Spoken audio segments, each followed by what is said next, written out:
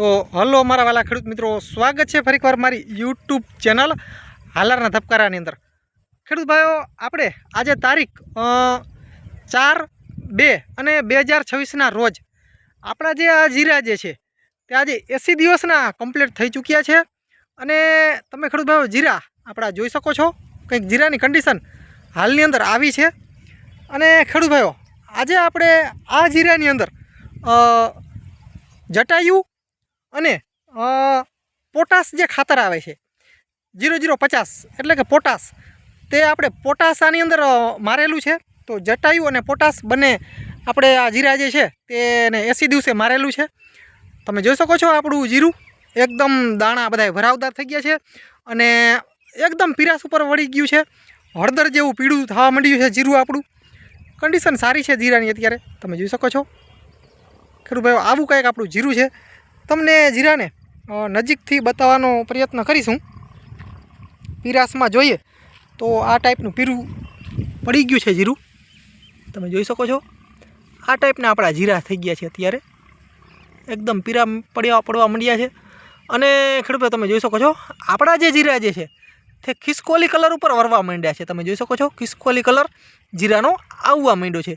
જીરાનો મિત્રો ખિસકોલી કલર આવે એટલે સમજી લેવાનું કે આપણું જીરું હવે પાક ઉપર કમ્પ્લીટ વરવા માંડ્યું છે, એટલે કે 10-12 દિવસમાં આ જીરું ઉપડી પણ શકે, તમે જોઈ શકો છો। બાકી એ પછી હવામાન ઉપર આધાર રહીએ।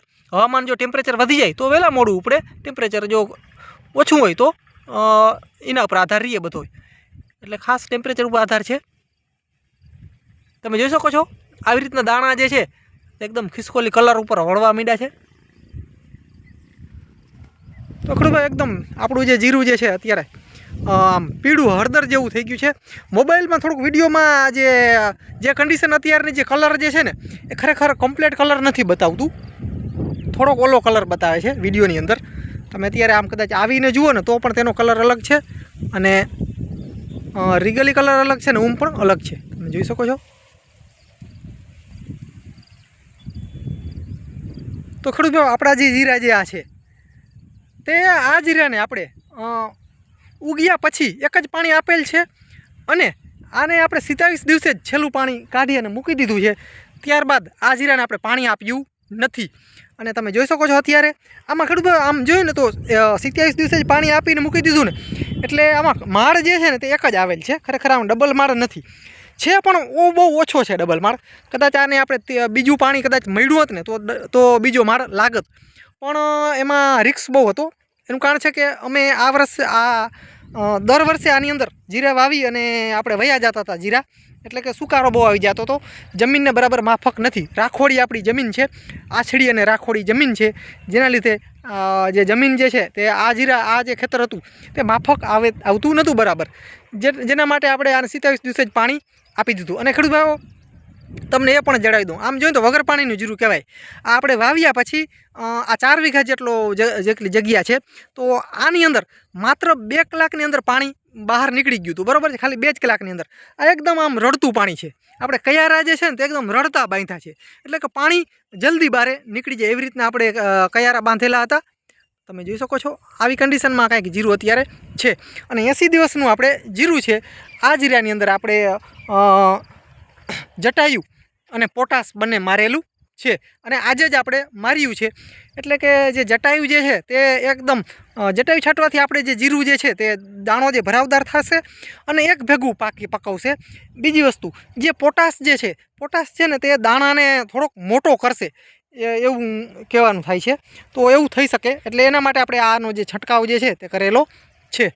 ખાસ ખેડૂત ભાઈઓ તમે પોટાશ છેલ્લે જ ક્યારે છંટકાવ કરો છો કે કેમ? અમે આ વર્ષે પ્રથમ વખત આ વર્ષે જ આપણે પોટાશનો છંટકાવ કર્યો છે, બાકી દર વર્ષે અમે પોટાશનો છંટકાવ કરતા નથી। જટાયુનો કદાચ હજી મારીએ છીએ, બાકી પોટાશનો છંટકાવ નથી કર્યો। આ વર્ષે આની અંદર પોટાશનો પણ આપણે છંટકાવ કર્યો છે અને એ પણ 80 દિવસે અને વગર પાણી જેવું જ સમજી લ્યો ને, અને પાણી આપણે મળ્યું જ નથી, એમનેમ છે, ઝાકળનું આ જીરું થયું છે। તમે જોઈ શકો છો જીરા કન્ડિશન આખા પ્લોટની, આપણું જે આખું ખેતર જે છે તે અત્યારે તમને બતાવી દઉં। આ રીતની કન્ડિશન છે જીરાની, આપણું જીરું છે। આની અંદર કાળી ચરમી તો આમાંય આવી છે, પણ પછી પાણી ન આપ્યું જેના હિસાબે અને કન્ટિન્યુ આપણે જે કાળી ચરમીના જે રાઉન્ડ આવે છે તે ચાલુ રાખ્યા હતા, જેથી આપણું જીરું અત્યારે બચી ગયું છે. ફરી એકવાર ખેડૂત ભાઈઓ તમને બતાવી દઉં આપણા જીરા. તમે જોઈ શકો છો એકદમ આવા થઈ ગયા છે જીરા. ખેડૂત ભાઈઓ આમાં થોડાક મોબાઈલમાં થોડાક ગ્રીનરી જેવા દેખાય, પણ ખરેખર આ જીરું હવે બહુ પાક ઉપર ઘણું બધું વરી ગયું છે, કેમ કે ખિસકોલી કલર પણ દેખાવા માંડ્યો છે. તમે જોઈ શકો છો નીચલા જે છે ને તેની અંદર ખિસકોલી કલર પણ દેખાઈ રહ્યો છે. તો તમે જોઈ શકો છો આવા દાણા આપણા ભરાણા છે, અને આવી રીતના આપણું અત્યારે જીરું છે.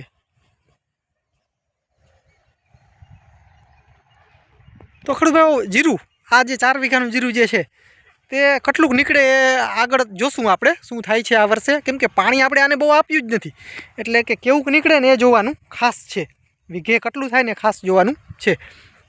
તો ખેડૂત ભાઈ આવું જીરું છે, જીરું ઘાટું છે, ક્યાંય આછું નથી, એટલું કે ખાલું નથી. તમે જોઈ શકો છો આમાં એટલું ખાલું નથી, પણ જે આ ખાલું જે દેખાય છે ને ખાલા એ પાણીના છે. બાકી જીરા આમ કાયદેસર ખરેખર જે ઘાટા જ છે, પણ પાણી નથી આપ્યું એટલે એનો જે ઘેરાવો જે છે તે જેટલો થવો જોઈએ ને એટલો નથી થયો.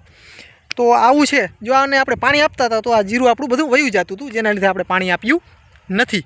તો ખેડૂત ભાઈઓ જે ખેડૂતોને જીરા 80 દિવસ પ્લસના હોય તો તેવા ખેડૂતોને પાણી આપ્યું હોય તો પાણી છેલ્લે આપ્યું હોય. આપણે તો જો કે નથી આપ્યું, 27 દિવસે જ લાસ્ટ પાણી આપી દીધું, પણ એના પછી જે ખેડૂતોને પાણી આપ્યા હોય 45 દિવસે 50 દિવસે, તો તેવા ખેડૂતોએ અત્યારે જટાયુ પણ મારી શકે છે અને પોટાશ પણ મારી શકે છે, જેથી દાણો સારો થાય.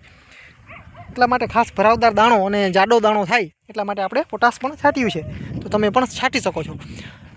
તો ખેડૂત ભાઈ બસ મળીએ ખેડૂત ભાઈ આગલા વિડીયોમાં. ખાસ ખેડૂત ભાઈ હું પણ ખેડૂતનો દીકરો છું તમારી જેમ, ખાસ અમારી ચેનલ સબસ્ક્રાઈબ કરી નાખજો. અવનવા વિડીયો મિત્રો અમે હંમેશા ખેડૂતો સુધી પુગાડવાની કોશિશ હંમેશા કરતા હોઈએ છીએ. તો ખાસ અને બીજું ખેડૂત ભાઈઓ કે આપણે જીરાના ભાવની અપડેટ હંમેશા આપણી ચેનલના માધ્યમથી ખેડૂતો સુધી મળતી રહેશે. તો ખાસ ખેડૂત ભાઈઓ બસ મળીએ હલમન મિત્રો, હાલાર ફરી વખત મળીએ મિત્રો બીજા વિડીયોમાં. ત્યાં સુધી રજા આપશો.